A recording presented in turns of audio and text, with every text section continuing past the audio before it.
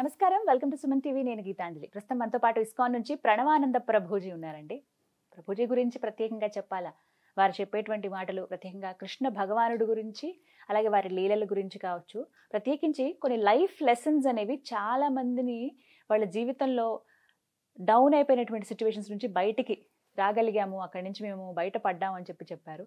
అలాగే ప్రతి అంశం పైన మనకు అర్థమయ్యే రీతిలో వివరిస్తూ ఉంటారు. ఇందులో భాగంగా వారి గురించి తెలుసుకోవాలి, వారి దినచర్య ఏంటనేది కొంతమంది ప్రశ్నలు అడిగారు కామెంట్స్ రూపంలో. అలాగే మీరు ఏవైతే ప్రభుజీ గారి గురించి తెలుసుకోవాలి, వారి మాటల్లో విందామని అడిగారో అవే ఇవాళ ఇంటర్వ్యూలో మనం మాట్లాడబోతున్నాం. ఇంకా ఆలస్యం చేయకుండా ప్రారంభిద్దాం.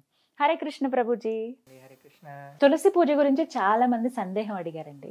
అసలు తులసి పూజ ఎలా చేయాలి, ఎందుకు చేయాలి తులసిని, అసలు అంటే ఒక మొక్కను అలా మొక్కడం ఏంటి అనేది ఒక ప్రశ్న అయితే, వీటికంటూ ప్రత్యేకంగా సమయం ఉంటుందా, తులసి అమ్మవారిని అసలు ఎలా కొలుచుకోవాలి, అమ్మవారిగా ఎందుకు పూజిస్తున్నాం, ఇవి ప్రశ్నలు. వృందాయై తులసీదేవ్యై ప్రియాయై కేశవశ్య చ విష్ణు భక్తి ప్రదే దేవి సత్యవతే నమో నమః. ఇది తులసీదేవి యొక్క మంత్రం. బృందాయై తులసీదేవ్యై, బృందావనం అంటేనే తులసీవనం. బృందావనంలో అన్నీ కూడా శ్రీకృష్ణ భగవానుడి యొక్క లీలలన్నీ కూడా తులసీదేవి డైరెక్టర్. రాధాకృష్ణుల సినిమా అనుకుంటే తులసి మహారాణి డైరెక్టర్ అనమాట. అన్ని భగవంతుడికి ఏది కావాలన్నా ఏర్పాటు చేస్తే తులసి మహారాణి. బృందాయే తులసీదేవ్యై ప్రియాయే కేశవస్య చ విష్ణోర్ అత్యంత వల్లభ. చాలా చాలా డియర్ భగవంతుడికి తులసీదేవి అని అంటే. అందుకే మనం చూడండి, ఏ ద్రవ్యం పైన భగవంతుడికి నివేదన చేసే ప్రతి ద్రవ్యం పైన తులసి పెడతాం. మన నైవేద్యంలో మనం ఎన్నోసార్లు చెప్పుకున్నాం, నీటితో సహా ప్రతి నైవేద్యం పైన తులసి పెట్టి మాత్రమే మనం నివేదన చేస్తాం. అభిషేక ద్రవ్యములలో కూడా తులసి వేస్తాం. తులసితో ప్రక్షణ చేసుకొని దాని తర్వాత స్వామికి నివేదన చేస్తాం అనమాట.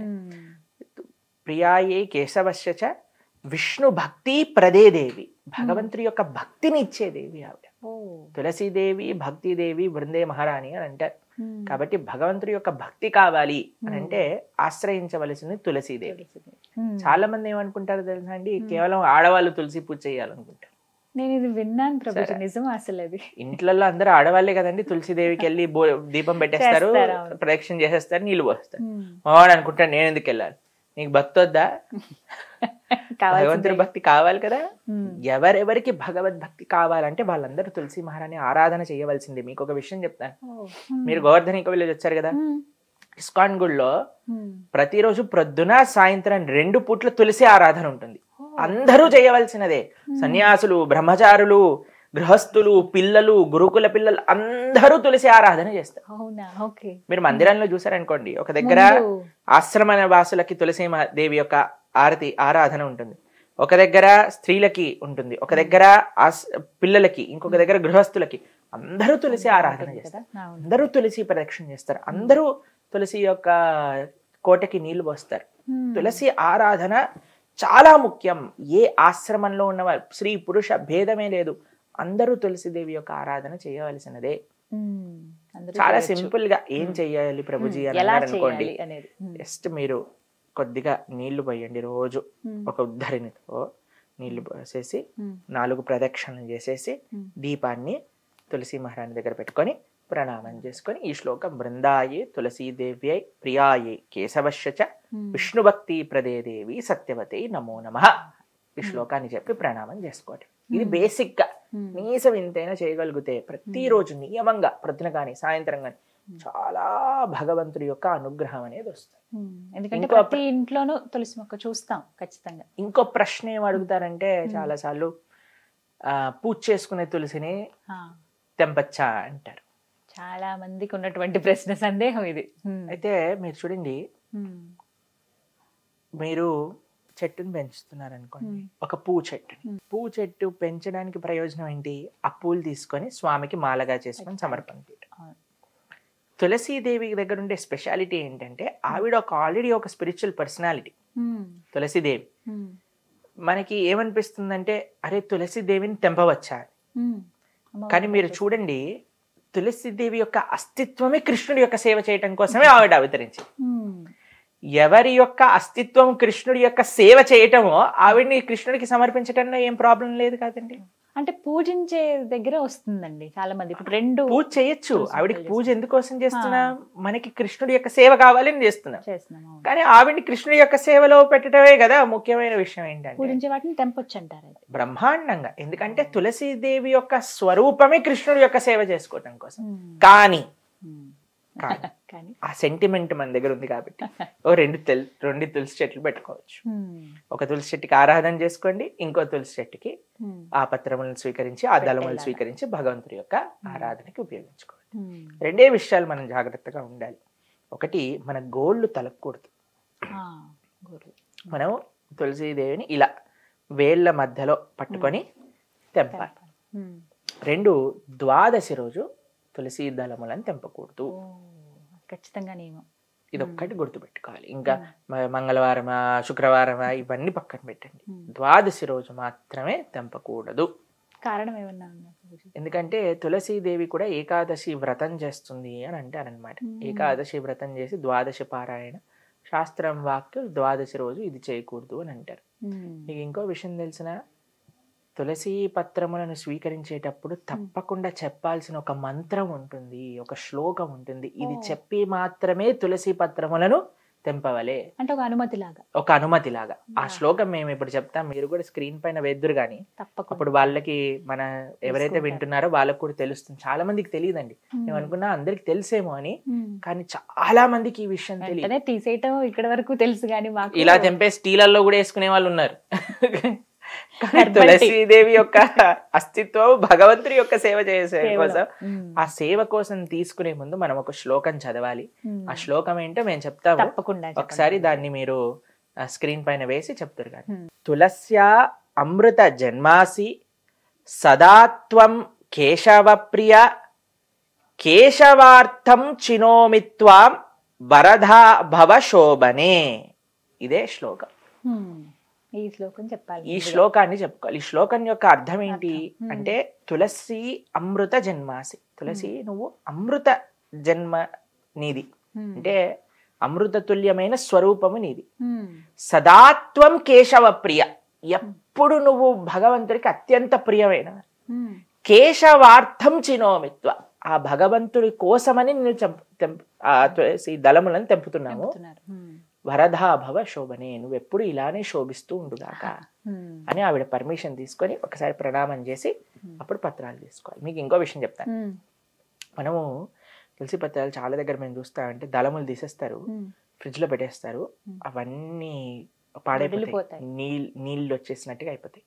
ఇంకో విషయం చెప్తాను, మనం తులసి పత్రములను ఫ్రిడ్జ్ లో దాచి పెట్టుకోవాలి అని అంటే హోల్స్ ఉన్న డబ్బాని యూజ్ చేయాలి. ఎయిర్ సర్క్యులేషన్ ఉండాలి, అటు చలి ఉండాలి, ఇటు ఎయిర్ సర్క్యులేషన్ ఉండాలి. ఎప్పుడైతే అలా పెట్టుకుంటామో అప్పుడు మాత్రమే మనకి అవి ఫ్రెష్ గా ఉంటాయి. ఇంకో విషయం చెప్తాను, కొన్నిసార్లు మనకి సాయంత్రం పూట నివేదన చేయాలనుకోండి, సాయంత్రం పూట తులసిని తెంపకూడదు. మా ఇంట్లో సూర్యాస్తమయం తర్వాత తెంపకూడదు తులసి.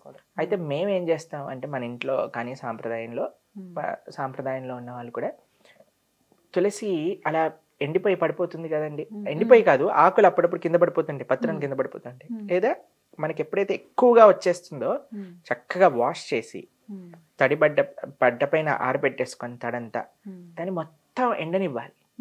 ఎండిపోయిన తులసి ఉంటుంది కదండి, ఒక డబ్బాలో పెట్టుకోవాలి. ఎప్పుడైనా ఎమర్జెన్సీ వచ్చింది అనుకోండి, మనకి తులసి లేదు, నివేదన చేయాలంటే ఎలా తులసి లేకుండా నివేదన చేయలేము, అప్పుడు ఈ తులసి మాలని వాటి పైన పెట్టుకోవచ్చు. ఎండిపోయిన వాటిని కూడా పెట్టచ్చు బ్రహ్మాండంగా. తులసి ఏ స్వరూపంలో, ఇప్పుడు తులసి మాల ధరించాం, ఇదేంటి కాండమే కదండి తులసిది, వాటితో చేసినవి.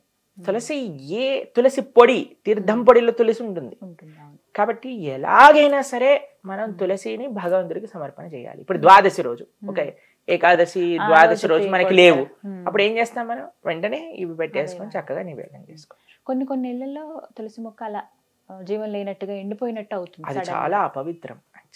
తులసి చాలా కేర్, అంటే ఆ ఇంట్లో ధార్మిక పెరిగిపోతుంది అని. అలా అని భయపడిపోయి ఇప్పుడు మేమేమైపోయి కంగారు పడకండి, తులసి మరాన్ని తెచ్చుకోండి, చక్కగా మంచిగా సారవంతమైన ఇది చేయండి. అప్పుడప్పుడు తెల్లటి పురుగులు వస్తాయి తెలుసా మీకు, ఆకలి వెనకాల.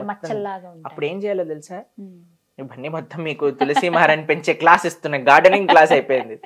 ఏం చేయాలంటే నీళ్ళల్లో నీమ్ ఆయిల్ వేయాలి, వేసి స్ప్రే బాటిల్లో వేసి స్ప్రే చేసేసుకోవాలి, బ్రహ్మాండంగా అయిపోతుంది.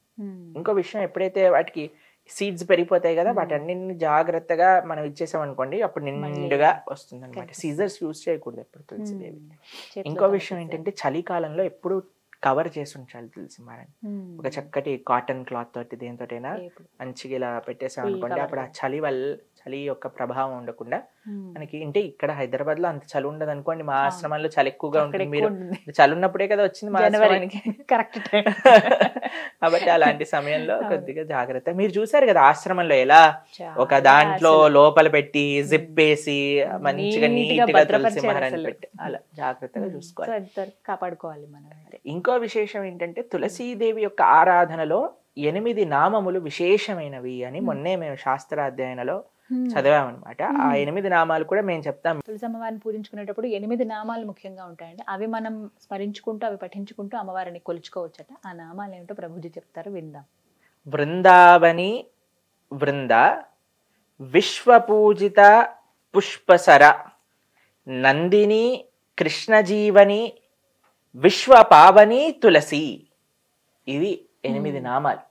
ఈ 8 నామాలతో ఈ 8 నామములు అనుకుంటూ తులసీదేవి దగ్గర పుష్పాలు మనం సమర్పణ చేస్తే తులసీదేవి యొక్క కృప చాలా బాగుంటుంది అని. చివరి సందేహం, కృష్ణ తులసి అని చెప్పి అలాగే ఇంకొక రామ తులసి అని, లక్ష్మీ తులసి అని ఉంటుంది. అన్ని రకాలు ఏ తులసి అయినా మంచిది, పర్వాలేదు, మంచిది. ఏదైనా సరే మనకు అందుబాటులో. ఒకవేళ ఏమైనా ఇబ్బంది అవుతుంది అన్నప్పుడు వెంటనే ఇంకొకటి తెచ్చుకుని పెంచుకోవడం మంచిది కదండి.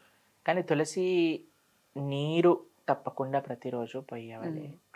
ఏదో గార్డెనర్ వచ్చి వెళ్ళటం కాదండి. తులసి మహారాణి సాక్షాత్తుగా కృష్ణ భార్య. మనము కార్తీక మాసంలో కైశిక ద్వాదశి, క్షీరాబ్ది ద్వాదశి రోజు తులసి శాలిగ్రామ వివాహం చేస్తాం. కాబట్టి చాలా ప్రేమతో చూడాలి. ఇప్పుడు చాలా మటుకు ఇళ్లలో మేము చూస్తుంటాం తులసి ఆరాధన. మా సాంప్రదాయంలో తులసి మహారాణికి చీర కట్టి, సరే మీరు ఆలయంలో కూడా కొత్త కొత్త డ్రెస్సులు వేస్తారు తులసి మహారాణికి, ఎంత జాగ్రత్తగా ఉంచుతారు. కాబట్టి చాలా భక్తి. ఆలయంలో భగవంతుడు ఎలానో, మన పూజ రూంలో శ్రీ విగ్రహాలు ఎలానో, తులసి మహారాణి బై డిఫాల్ట్ శ్రీ విగ్రహమే. అంత జాగ్రత్తగా చూసుకోవాలి. చాలా చక్కగా చెప్పారు ప్రభుజీ. హరే కృష్ణ. హరే కృష్ణ.